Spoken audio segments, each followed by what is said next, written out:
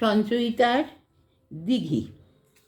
জুড়ালো রে দিনের দাহ, ফুরালো সব কাজ, কাটলো সারাদিন সামনে আসা বাক্যহারা স্বপ্ন ভরা রাত, সকল কর্মহীন।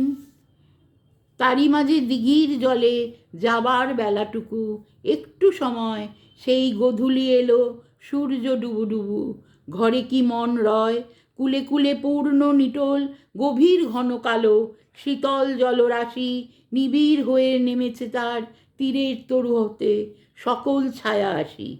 দিনের শেষে শেষ আলোটি পড়েছে ওই পারে জলের কিনারায়।